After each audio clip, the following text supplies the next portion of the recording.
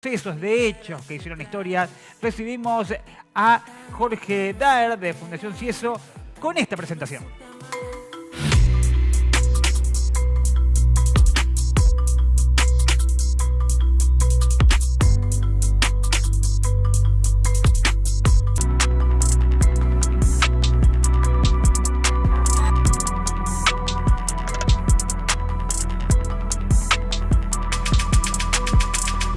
Sucesos que hicieron historia, esa es la palabra, esa es la construcción que llevamos adelante ya en enero, febrero y ahora en este marzo con varios flancos, por lo menos para tener en cuenta. Jorge, como siempre, agradecerte el tiempo, buen día, ¿cómo estás? A ustedes un placer, un agradecimiento por compartir este espacio que nos rememoran hechos y sucesos que hicieron historia. Y si hicieron historia es porque fueron importantes. Claro, y un mes como este, el tercer mes del año, en donde hay un montón de cosas que atraviesan a nivel nacional y a nivel internacional.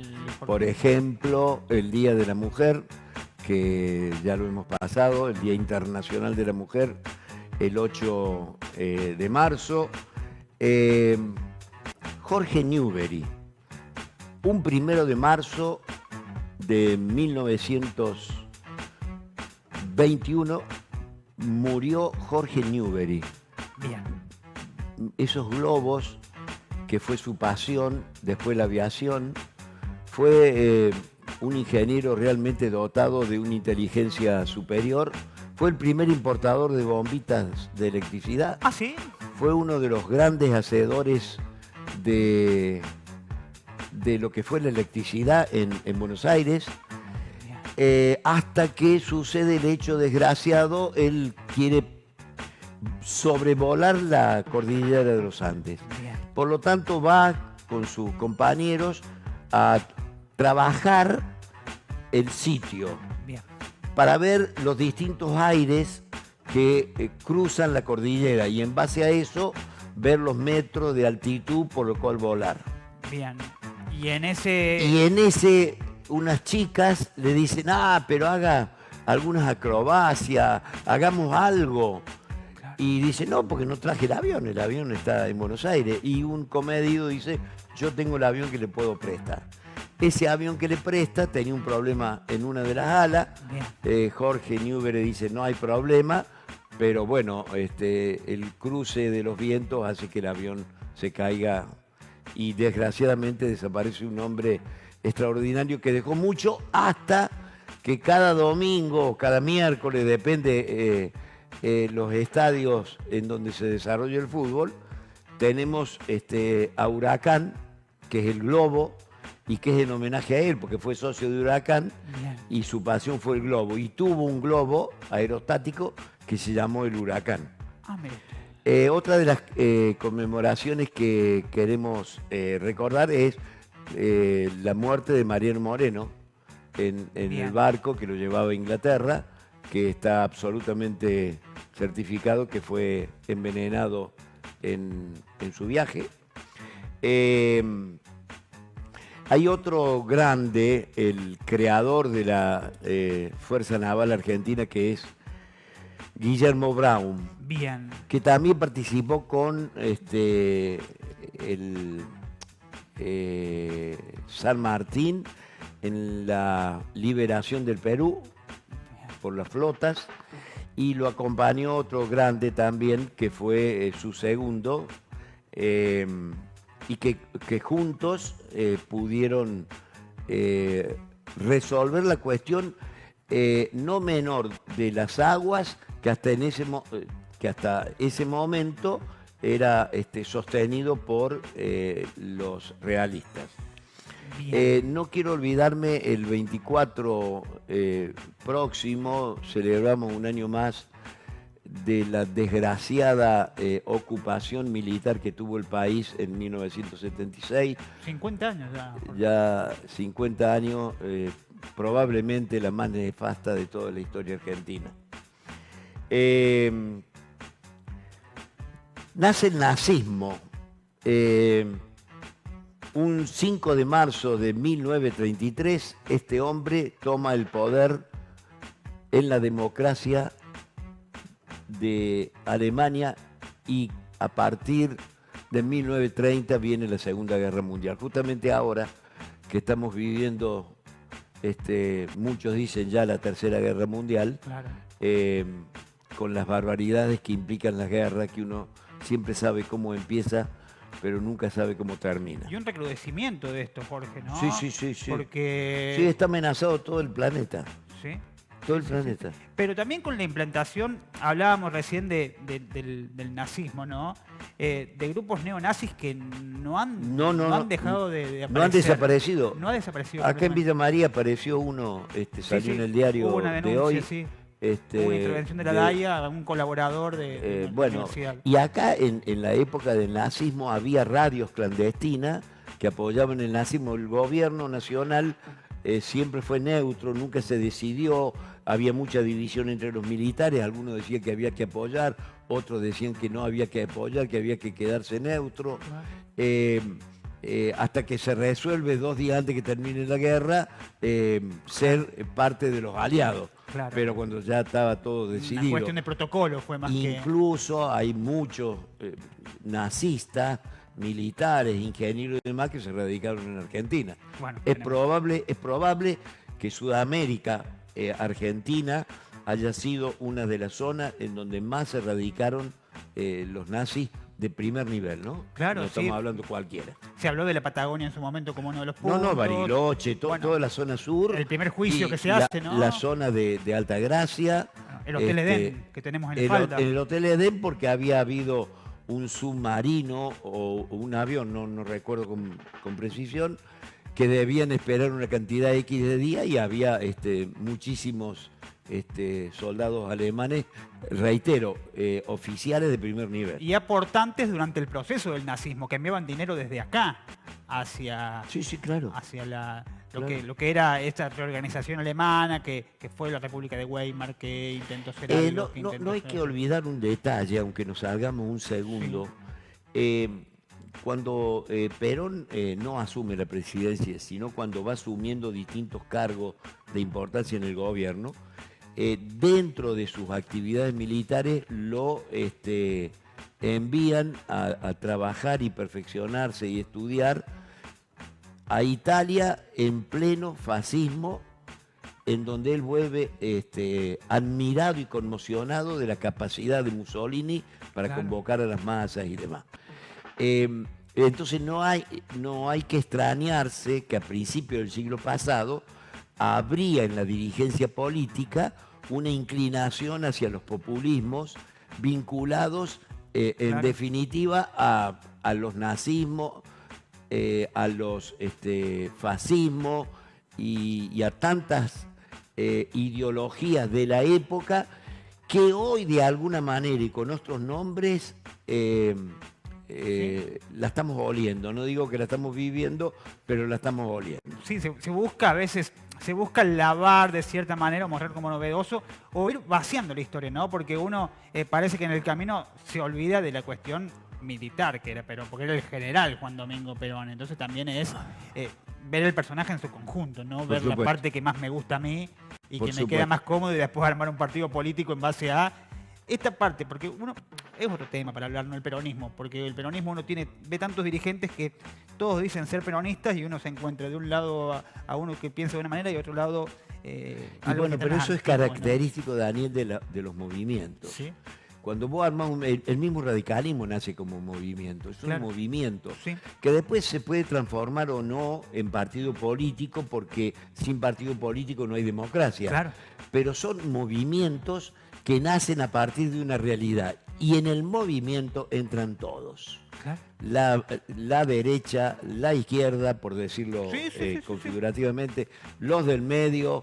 Hay que sumar, al movimiento hay que sumar y entran todos. Y entonces después aparece un Menem que es de la derecha y aparece un Kirchner o una Cristina Kirchner que es de la izquierda y vos decís cómo es. Y es posible porque todos han mamado de una misma fuente. Claro. No quiero que perdamos el hilo. ¿Qué nos queda por delante? Decimos de Stalin, también muere Stalin por esta fecha en marzo. También muere Hugo Chávez, con todo lo que está pasando hoy en Venezuela. Llega San Martín en 1812, exactamente un 9 de marzo llega San Martín y va a ser pie para que arranquemos, porque con la llegada de San Martín aparece un grande que está muy olvidado, que es Juan Martín de Pueyrredón. Pero también en un día en un día 16 de marzo nació uno de nuestros santos, que es el cura Brochero.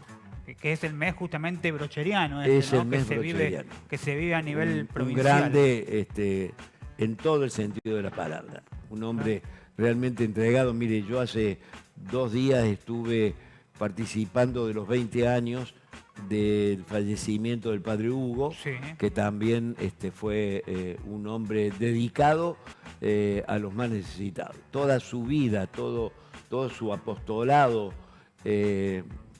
toda su misión sacerdotal estuvo destinado a los pobres, ¿no? Y fíjate vos, el cura que celebró la misa fue bautizado por el padre Hugo. El padre Sergio. Que es el padre Sergio Claver, ¿no? Sí. Bueno, nos metemos en el tema de fondo. Vamos a Pueyrredón. A Juan Martín de Pueyrredón, un porteño, nacido en Buenos Aires, de padre francés. Ajá. El 13 de marzo conmemoramos su fallecimiento, que murió en 1850 y nació en 1777, o sea, absolutamente contemporáneo a San Martín. Bien. Este hombre su padre era comerciante, tiene 3 o 4 años en Inglaterra, Francia, Madrid, y ahí descubre que el poder del rey Fernando VII se venía abajo. Con esos datos él llega, vuelve a Buenos Aires ya imbuido de la liberación que se va a producir en el mundo del Imperio Español. Bien. Y aquí, recién decíamos que llega San Martín a Buenos Aires, él está en el primer triunvirato, Pueyrredón, y es el que le pide a San Martín a armar el regimiento de granaderos a caballo, que celebramos también 214 años de vida. Bien, de acá parte. De acá parte, de Pueyrredón parte la constitución que la hace San Martín. Bien. De granaderos a caballo. Pero de este hombre rescatamos 2 periodos fundamentales. Primero, como tribuno dentro del el primer triunvirato, que es sustituido por el golpe que también lo hemos dicho acá, que surge en la Asamblea del año 13, que es el segundo triunvirato, sí. Y él se va a San Luis. El prócer de San Luis es Pueyrredón. Bien. Él está muchos años ahí y ahí es donde se conoce en profundidad con San Martín. Y es el que construye con San Martín lo que va a ser la gran conquista de la liberación de los españoles. Construyen lo que va a ser el plan continental de cruzar los Andes para liberar a Chile y Perú. Se conocen en San Luis. En San Luis hay un lugar que se llama La Aguada de Pueyrredón, que es el lugar en donde estuvieron muchos años los granaderos, incluso curándose, porque es un lugar que aún existe con